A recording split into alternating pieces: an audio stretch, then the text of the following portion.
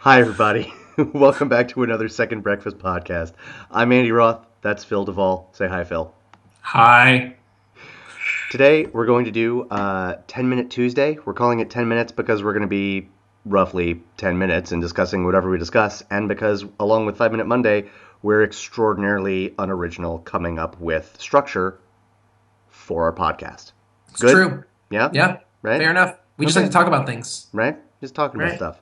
right. Today's topic actually comes from a viewer, one Mr. Jeffrey F. Young. Hello, Jeff. Hello, Jeff. He submitted this question to the mailbag, but frankly, Phil and I think that it's juicy enough that we don't want to just spend a couple minutes talking about it as we would if it were in a mailbag. We'd It's like to true. really delve for a whole 10 minutes. Yeah. So here it is. Can you discuss the difference between craft and personality? This is with regards to acting or acting styles. Can you discuss the difference between craft and personality? Whether these, whether certain actors, give examples, have ever been what one would consider good technical actors. The examples he gives: Meryl Streep, Gary Oldman, Kate Blanchett, or if their popularity and success come from their natural qualities of interestingness, if you'll forgive the term. First, It's a good term. Forgiven. forgiven. We forgive the term. I would venture. Does he give examples of that? He doesn't. He doesn't. But let's say Keanu. Let's Okay. say uh, Sandra Bullock. Let's Okay. I say could go deeper, but okay. So is that the full yeah. question, or is there more? That's it. That's it. Okay. Yeah. Okay. So, I mean, I would honestly say my favorite actors of all time are actors that would not be considered the first category. They'd be considered the second category, which is about, I guess, what he would call their interestingness. Um, Jack Nicholson is my all-time favorite actor, unquestionably. It's Jack Nicholson, and I've gone through all sorts of different phases, but Jack Nicholson, and I think he's one of those people who gets that sort of like Jack's always Jack, and I one don't agree, and then two say, but even if I do agree, I don't care. It's amazing. The other person and maybe not my second, but close to second anyway. It was way up there. Is James Stewart, and James Stewart's another one who got that same sort of He always plays Jimmy Stewart. reputation. And these are two of the great film stars of all time on every level of what it means to me to be a movie star. And, as far as acting, as far as magnetism, as far as character, as far as all of it. And so to me, yeah, I think there are people that you'd look at and say, "Oh, they always play that person." I do not. I don't think of it as a negative in any way, shape, or form. Yeah. I agree with that, and I'd go further. I think because viewers, in case you weren't aware of this, Phil and I both have acting in our background, and you spend so much time trying to trying to find the truth of the performance, when you're performing. But when you're thinking about it, you're like, I don't want to fall back on the same tricks. I don't want to do the same things I've always done. I don't want to be you. When you're the actor, you don't want to be the guy that people say, oh, he always does the same thing about, right? Right. But then I was thinking about someone who gets credit for being, for lack of a better term, a chameleon, Kevin Spacey. Yep. And I was thinking, well, no, he always does basically the same thing. And then, Yeah. but the thing is, he's not doing the same thing. It's not a, it's not, when you're a chameleon, you're not actually like changing. You're still Kevin Spacey making Kevin Spacey's facial movements and the same gestures. And what it is, it's about, and it's this sort of difficult thing to describe, but you know it, but everyone knows it when they see it, because everyone knows, oh, I think that person's a good actor. They just Yep. have to make you believe in whatever they're doing in the moment. Yep. And and the other thing, and it's related, but it's not identical. There's a quote from George C. Scott, which is one of my favorite quotes of all time about acting. Ooh, He I'm busting on a quote. I'm busting on a quote as soon as you say your quote. I can't wait. Continue. He says he was asked what does he look for when he looks at other actors. Yep.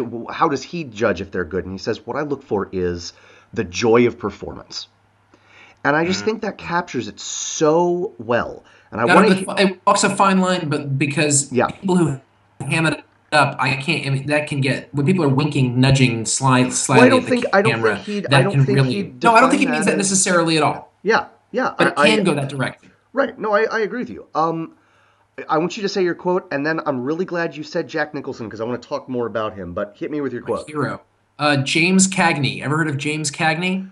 Rings a bell. Rings a bell. Yeah. Yeah, we share a birthday. Anyway, except he's much older. Actually, he's dead. Uh, his quote. This is his quote on acting. This is his entire instruction. Right.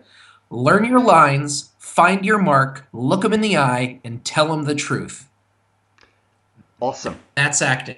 Awesome. And I that to love me is it. the whole thing is we get caught up on a lot of other things. And to me, it's learn your lines, find your mark, look them in the eye, and tell them the truth. It's about honesty for me. Like acting is honesty. And like guys like that, the Jack Nicholson is doing those things. I That's what agree. Jack Nicholson does. I love that quote. I love that quote. That's a Isn't that fantastic great? quote. And what's interesting about Jack Nicholson in particular is he is a guy who has his career has sort of run the gamut. He is now absolutely like, oh, I play Jack. I wear sunglasses and I date really hot younger women, and that's a Yeah. thing.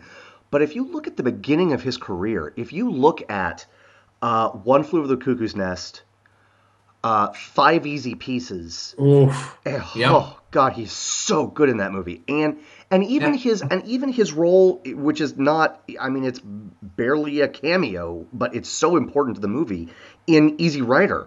Those three roles, he is totally different in all Yep. three of those movies. Yep. And I mean, yes, it's Jack Nicholson's voice talking, and he's Well, he's being got Jack such a Nicholson, particular way of being. but but you But I mean, would The Shining.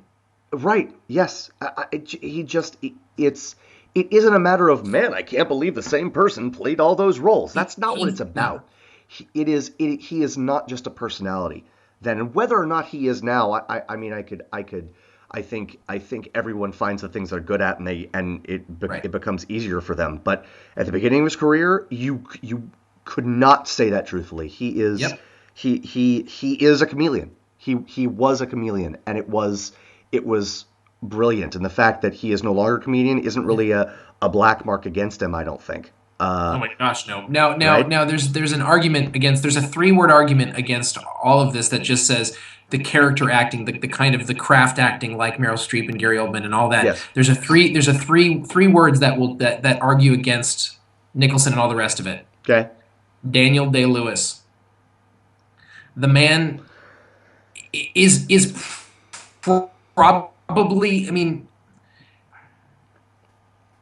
he's Mr. Automatic for me on a level that I can't even describe. And he's the guy who, when he was filming The Crucible, went and lived on an island with no electricity for 8 months and learned how to become a freaking, he learned how to be a carpenter. He's the one who, was a learned how to be a butcher for Gangs of New York. He actually learned how to be a Right. butcher. He's the guy who went back in time and freed the slaves just so he could learn how to be Abraham Lincoln. Would you be surprised if he did that? No, Like no, I wouldn't. if he found a time I machine, that's what he would use it for. my response to that is this, and this is not to take anything away from him. He is clearly brilliant, and he clearly is what we think of when we think of the term chameleon.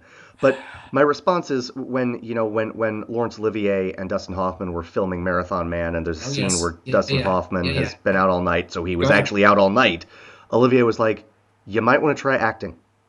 Right. How do you know? He says just act tired. Act tired, right? That's Right. the one. Act tired. It's like, But I don't. But I don't. And I hear that. I get that. Except that, Daniel. I mean, whatever it takes to get you where you need to go. That's all I'm agreed, saying. agreed. But even, I mean, And what I don't want this podcast to be is like we're only talking about one kind of thing, but like what Daniel Day-Lewis brings to everything is out of control. He brings every single piece of himself. But the funny thing is, so does Jack Nicholson, and they have completely different ways of doing it. I agree. And that's what's cool.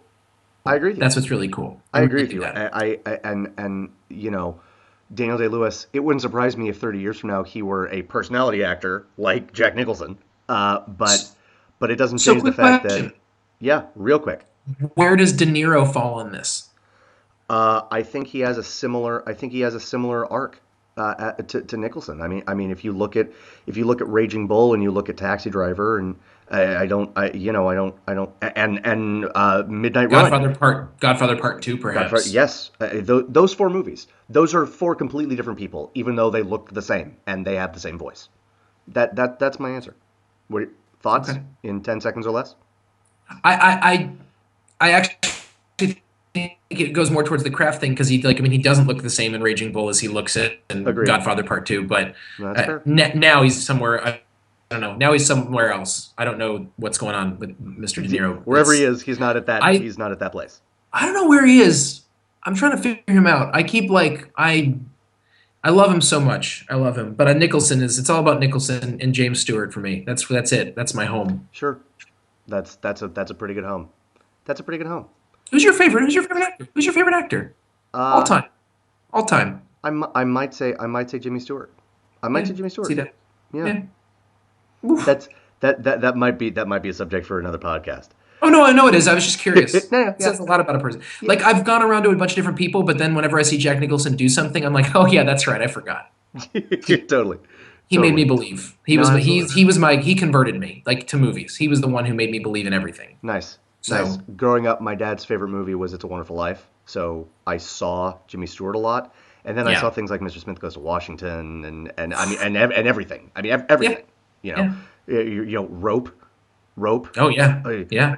Did you think you were God, Brandon? It's You know, when we were just talking when we were talking about westerns, black and white westerns the other day, I almost mentioned Destry Rides Again, which is when he comes in as the son of a famous sheriff named Destry. He's the son Destry, and they're all looking for his father, who is this great sheriff, but he refuses to carry a gun, and he cleans up the town without carrying a gun. And yeah. it's just like it's a ridiculous movie, and it's fantastic. It's I, so good. Everyone should see everything that Jim Stewart's Anatomy of a Murder. Let's just stop now. oh Let's my God. stop. We need to I, stop. This is going to turn into a billion minute. This is going to I'll turn into a billion minute Tuesday. I will leave on this. If you want to be if you want to be a criminal defense lawyer, you could actually learn criminal procedure from that movie. Like Really? it's That makes me actually happy. legitimately That what you makes do. me happy. Yeah. That makes me happy. In addition to being just an absurdly awesome and entertaining movie to watch, it's legitimate as to how a lawyer would go about his business preparing building a defense. Interesting. Um, and with that, I'm Andy Roth, and And I'm that's Philip Duvall. and this has been a close to 13-minute, 10-minute Tuesday. We're That's 6 minutes shorter than last week's. It's true. We're doing our best, but frankly, we're not trying very hard. No. So, thanks so much for watching, guys. We love every single one of you, and we will see you again real soon. Bye bye. Bye.